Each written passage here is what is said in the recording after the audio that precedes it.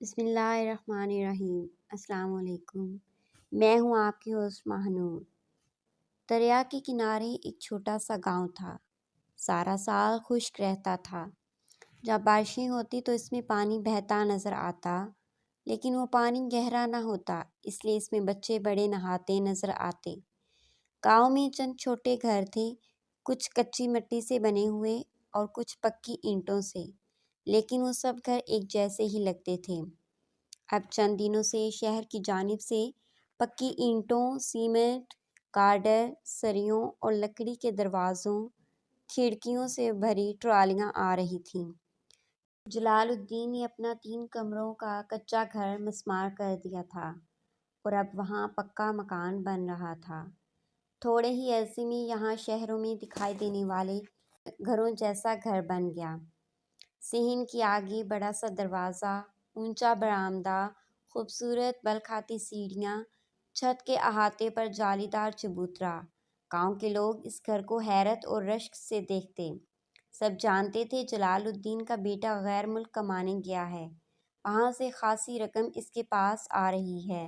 وہ عام آدمی سے بڑا آدمی بن گیا تھا، اس کا سب سے یارانہ تھا، لیکن اب وہ بات کرتا تو اس کے لہجے میں روحانیت بھری ہوتی۔ کوئی پوچھتا کیا حال ہے جلال؟ کیا بتاؤں یار، وہ جواب دیتا آج تمہاری بھابی نے مرغ پلاؤ کے ساتھ قورمہ بھی بنا لیا، ساتھ کھیر تیار کر لی، پیٹ بھر کر کھا لیا، اب طبیعت کچھ بھاری سی ہے۔ کوئی پوچھتا آج کل کیا ہو رہا ہے جلال الدین، بڑے دنوں سے ہمیں ملے نہیں۔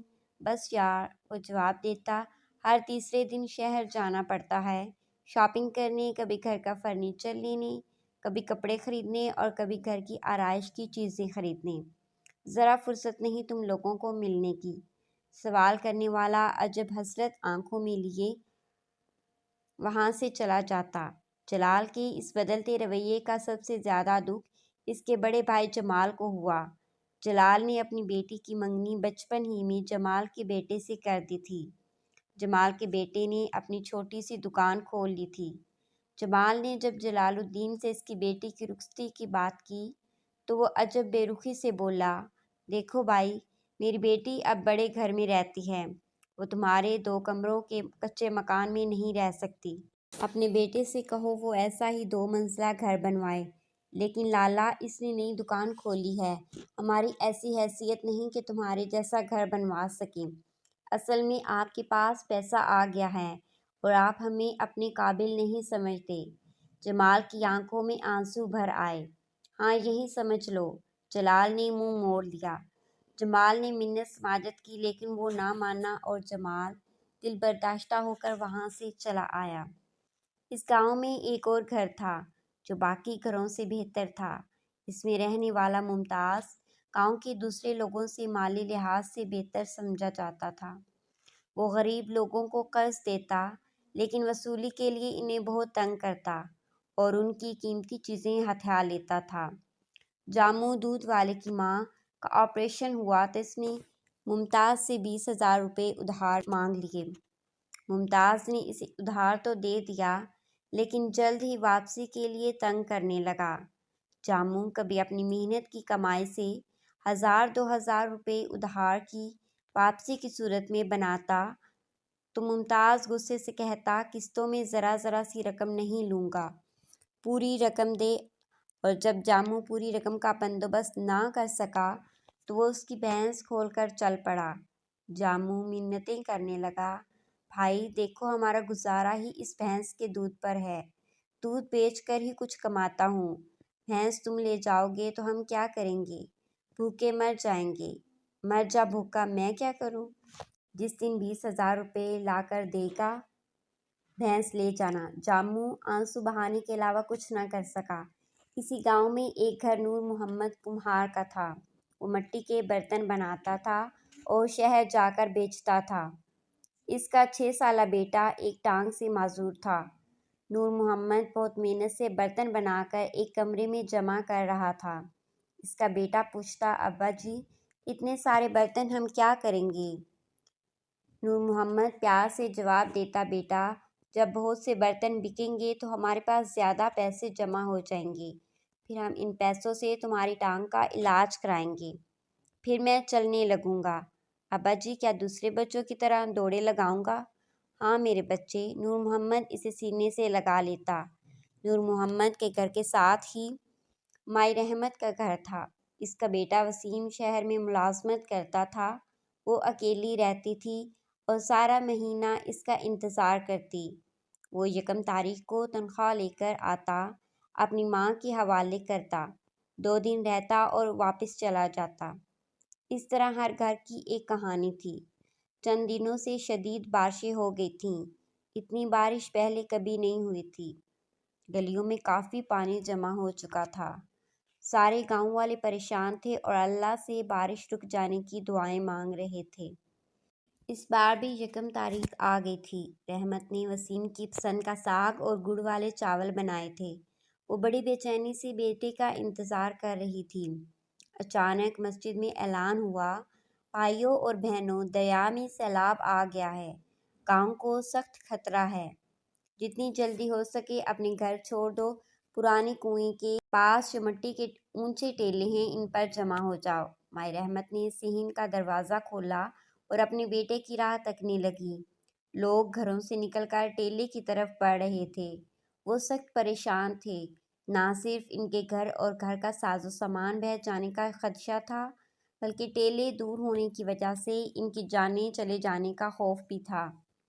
جن کے پاس کوئی بیل گاڑی یا کوئی تانگا تھا، اسے نہ صرف اپنا کنبہ اس پر بٹھا لیا، بلکہ سمٹ سمٹا کر دوسروں کو بھی بیٹھنے کی جگہ دے دی تھی۔ جلال بھی پریشان ہو گیا۔ اپنی بیٹی اور بیوی کے ساتھ باہر نکل آیا تھا۔ اس کے قریب سے کوئی بیل گاڑی یا تانگا گزرتا، وہ ساتھ لے جانے کی التجا کرتا، لیکن کوئی اس کے لیے جگہ نہ بنا سکا۔ جلال کو محسوس ہو رہا تھا، لوگ نکل جائیں گے اور وہ وہیں رہ جائے گا۔ سیلاب کا ریلا آئے گا، اسے اس کے گھر والوں سمیت بہا کر لے جائے گا۔ اچانک اس کے قریب گدا گاڑی رکی۔ اس میں جمال اور اس کے بیوی بچے بیٹھے ہوئے تھے۔ ساتھ ضروری سامان تھا۔ آ جاؤ لالا، جمال نے پکارا۔ اس نے اپنا سامان نیچے پھینک دیا اور جگہ بنا دی۔ جلال نے احسان مند نظروں سے بھائی کو دیکھا، اپنی بیٹی اور بیوی کے ساتھ گدا گاڑی میں بیٹھ گیا۔ نور محمد کمہار نے اپنے بیٹے کو کندھوں پر بٹھا لیا۔ اس نے دیکھا مائی رحمت دروازے میں کھڑی ادھر ادھر دیکھ رہی ہے۔ ماسی آ جاؤ، دیر کیوں کر رہی ہو؟ ابھی سیلاب آئے گا اور تمہیں بہا کر لے جائے گا۔ مجھے اپنے بیٹے کا انتظار ہے۔ میں اگر یہاں سے چلی گئی تو وہ مجھے کہاں ڈھونڈے گا؟ پہلے اپنی جان بچاؤ، نور محمد زور سے بولا۔ زندگی ہو تو بچھڑے مل ہی جاتے ہیں۔ رحمت مائی نے کھانا رومال میں باندھ لیا تھا۔ وہ نور محمد کے ساتھ چل پڑی۔ جاموں نے اپنی ماں کو ایک تانگے میں سوار کر دیا تھا اور خود پیدل جا رہا تھا۔ بچاؤ بچاؤ، جاموں کو پیچھے سے آواز سنائی دی۔ اس نے مڑ کر دیکھا، ممتاز لڑکھڑا کر چل رہا تھا اور پھر وہ بارش کے پانی میں گر گیا۔ جاموں نے بھاگ کر اسے پانی میں کھڑا کیا اور بولا، میرا کندھا پکڑ لو اور میرے سہارے چلو۔ ممتاز کچھ دیر اس کے سہارے چلا، لیکن پھر گرنے لگا۔ مجھے بخار ہے، مجھ سے چلا نہیں جا رہا، وہ ہامتے ہوئے بولا۔ ممتاز دبلا پتلا چھوٹے قد کا آدمی تھا، زیادہ بھاری نہ تھا۔ جاموں نے اسے کندھوں پر اٹھا لیا، گو کہ اسے اٹھا کر پانی میں چلنا آسان نہ تھا، لیکن جاموں نے ہمت نہ ہاری۔ گاؤں کے سب لوگ ٹیلے پر بیٹھے تھے۔ اب کوئی چھوٹا بڑا امیر غریب نہ تھا، سب کا ایک ہی جیسا حال تھا، بھوکے پیاسے، بے بس اور مجبور۔ سب روٹی کے چند ٹکڑوں کے لیے محتاج تھے۔ نہ سونے کے لیے بستر تھا، نہ سر پر کوئی چھت۔ اللہ کے سوا ان کا دوسرا کوئی آسرا نہ تھا۔ سب کی زبان اور دل پر اللہ کا نام تھا۔ ایک سرکاری گاڑی آئی، انہیں کھانا اور پانی کی بوتلیں دے کر چلی گئی۔ سب مل بانٹ کر کھا رہے تھے۔ رحمت مائی بڑی دیر سے ادھر ادھر دیکھ رہی تھی کہ شاید اس کا بیٹا آ جائے۔ اس نے بھی رومال کھول کر کھانا نکالا اور سب کے آگے رکھ دیا۔ ممتاز کا جسم بخار کی وجہ سے ٹوٹ رہا تھا۔ وہ نیچے پڑا ہائے ہائے کر رہا تھا۔ جاموں آگے بڑھا۔ اس نے پانی میں رومال بھگویا، نچوڑا اور ممتاز کے ماتھے پر لگاتا رہا۔ بخار کچھ کم ہو رہا تھا۔ جاموں اس کی ٹانگیں دبانے لگا۔ اسے محسوس ہوا ممتاز اسے تشکر بھری نظروں سے دیکھ رہا ہے۔ گاؤں میں سیلاب آ چکا تھا، حد نظر تک پانی ہی پانی تھا، گھر اور فصلیں ڈوب چکی تھیں۔ امدادی ٹیمیں اپنا کام کر رہی تھیں۔ خدا خدا کر کے پانی اترا، لوگ گاؤں میں واپس لوٹے تو گھروں کے کافی حصے ٹوٹ چکے تھے۔ جلال الدین کے مکان کے کچھ حصوں میں دراڑیں پڑ چکی تھیں اور صحن کی دیواریں گر گئی تھیں۔ مائی رحمت کا بیٹا وسیم بھی شہر سے آ چکا تھا۔ وہ سب کو جمع کر کے بولا، ہماری اکیلے کوئی زندگی نہیں، ہم ایک دوسرے کا ساتھ دیں گے تو اللہ بھی ہمارا ساتھ دے گا۔ پہلے بھی اپنے گھر خود بنائے تھے اور اب بھی مل کر اپنے گھر دوبارہ بنا لیں گے، اپنی زندگی نئے سرے سے شروع کریں گے، ہماری بستی پھر سے آباد ہوگی۔ سب لوگوں نے اس کی ہاں میں ہاں ملائی اور اپنے گھر تعمیر کرنے لگے۔ جمال بھی کچی مٹی سے اپنا گھر بنانے لگا تو اس کا بھائی جلال آیا اور بولا، جمال میرے صحن کی پکی اینٹیں لے جاؤ اور اس سے اپنا گھر بناؤ۔ اور وہ آپ کا صحن؟ جمال حیرت سے بولا، فی الحال مٹی کے گارے سے بنا لوں گا، پھر کبھی پکا بھی کر لوں گا، پہلے تمہارا گھر بننا چاہیے، آخر میری بیٹی نے اسی گھر میں تمہاری بہو بن کر آنا ہے۔ جمال نے جلال کو گلے لگا لیا۔ جامو بھی اپنے گھر میں اینٹیں لگا رہا تھا۔ ممتاز آ گیا، اس کے ساتھ جامو کی بھینس بھی تھی۔ وہ بولا، یہ رسہ تڑا کر جانے کہاں بھاگ گئی تھی، بڑی مشکل سے ڈھونڈ کر لایا ہوں، یہ لو اپنی بھینس، مگر وہ تمہارا قرض؟ جامو حیران رہ گیا۔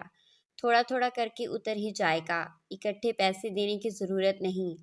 ممتاز پیاس سے جامو کا کندھا تھپ تھپا کر بولا۔ خوشی سے جامو کی آنکھوں میں آنسو بھر آئے۔ نور محمد بہت دکھی تھا۔ وہ بولا، گھر تو میں بنا ہی لوں گا، مگر میرے سارے برتن ٹوٹ گئے اور بہہ گئے ہیں، اب میں کیا بیچ کر بیٹے کا علاج کراؤں گا؟ وسیم بولا، تمہارا بیٹا ہم سب کا بیٹا ہے، ہم سب مل کر پیسے جمع کریں گے اور اس کا علاج کروائیں گے۔ نور محمد نے خوش ہو کر وسیم سے ہاتھ ملایا۔ وسیم نے اپنے دوسرے ہاتھوں سے جامو کا ہاتھ پکڑ لیا اور جامو نے جمال کا، اور یوں سب ایک دوسرے سے جڑتے گئے، سب ایک ہو گئے۔ امید کرتی ہوں آج کی ویڈیو تمام دوستوں کو پسند آئی ہوگی۔ مزید اچھی ویڈیوز کے لیے ہمارے چینل اردو ڈیجیٹل کو سبسکرائب کر دیں اور بیل آئیکن کو پریس کر دیں۔ شکریہ۔